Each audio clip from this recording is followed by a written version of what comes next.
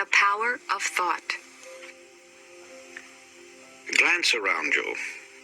If you are in a furnished room, your eyes tell you that you are looking at a number of inanimate objects. That's true so far as visual perception is concerned, but in reality, you are actually looking at thoughts or ideas which have come into materialization through the creative work of some human being. It was a thought first that created the furniture, fashioned the window glass, and gave form to the draperies and coverings. The automobile, the skyscraper, the great planes that sweep the stratosphere, the sewing machine, the tiny pen, 1,001 things, yes, millions of objects. Where did they come from originally? Only one source. From that strange force, thought. As we look further, we realize that these achievements, and in fact all our possessions, came as a result of creative thinking. Thought is the original source of all wealth, all success, all material gain, all great discoveries, inventions, and of all achievements. With that in mind, it becomes easy to understand that a man's thoughts make or break him, and Shakespeare's words become more intelligible. There is nothing either good or bad, but thinking makes it so. Many people feel that success comes with hard work. However, I would like to point out that hard work alone will not bring success. The world is filled with people who have worked hard but have little to show for it.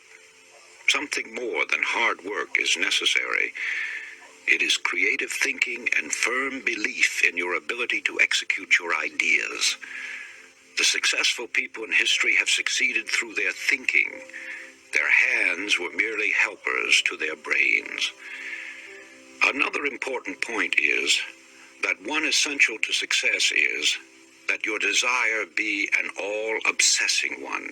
Your thoughts and aims be coordinated and your energy be concentrated and applied without let-up. It may be riches or fame or position or knowledge that you want, for each person has his own idea of what success means to him. But whatever you consider it to be, you can have it, provided you are willing to make the objective the burning desire of your life. A big order, you say? No, not at all.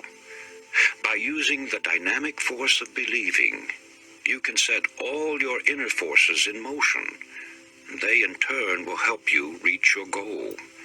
Now that you have a clearer idea of the part that thought and desire play in your daily lives, the first thing to determine is precisely what you want. Starting in with the general idea that you merely want to be a success, as most people do, is too indefinite.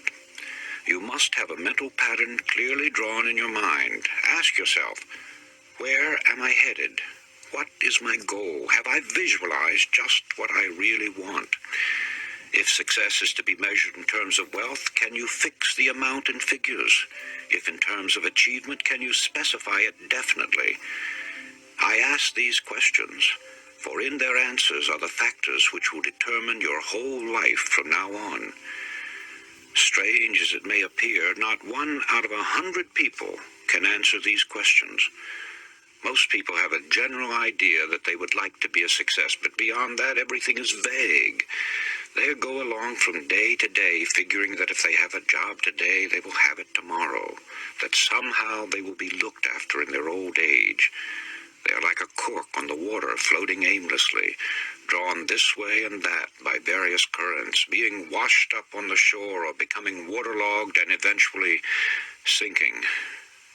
Therefore, it is vital that you know what you want out of life. You must know where you are headed, and you must keep a fixed goal in your view. Only then will you get what you are after. So, you begin with desire if you ever hope to achieve anything or gain more than you have now. However, as we shall see, there is more to it than mere desire. It has been said that thought attracts that upon which it is directed. Thought attracts that upon which it is directed. It was Job who said, "For the thing which I greatly feared is come upon me. Our fearful thoughts are just as creative or just as magnetic in attracting troubles to us as are the constructive and positive ones in attracting positive results. So no matter what the character of the thought, it does create after its kind. When this sinks into a man's consciousness, he gets some inkling of the awe-inspiring power which is his to use. I cling to the theory that while thoughts do create and exercise control far beyond any limits yet known to man, they create only according to their pitch, intensity, emotional quality, depth of feeling, or vibratory plane. In other words, comparable to the wavelength and wattage of a radio station, thoughts have a creative or controlling force in the exact ratio of their constancy, intensity, and power. Let me try to clarify that. While many explanations have been offered, no one knows whether thought is a form of electrical energy or something else yet to be defined. But I have been an experimenter in that branch of electricity known as high frequency, pioneered by the great genius Nikola Tesla. And whenever I think of thought and its radiations and vibrations, I instinctively link them up with electricity and its phenomena. In this manner, they become more understandable to me. All persons living in high altitudes have felt and sometimes observed the electric spark resulting from walking across the room, then touching some metallic substance. That, of course, is a form of static electricity generated by friction. It gives you an idea of how one kind of electricity can be developed through the body. Sigmund Freud, the famous Austrian psychoanalyst, brought the world's attention to the hypothesis that there was a powerful force within us, an unilluminated part of the mind, separate from the conscious mind, constantly at work molding our thoughts, feelings, and actions. Others have called this division of our mental existence the soul. Some call it the superego, the inner power, the superconsciousness, the unconscious, the subconscious, and various other names. It isn't an organ or so-called physical matter such as we know the brain to be. Nevertheless, it is there, and from the beginning of recorded time, man has known that it exists. The ancients often referred to it as the spirit. Paracelsus called it the will. Others have called it the mind, an adjunct to the brain. Some have referred to it as conscience, the creator of the still, small voice within. Still others called it intelligence and have asserted that it is a part of the supreme intelligence to which we are all linked. No matter what we call it, I prefer the word subconscious.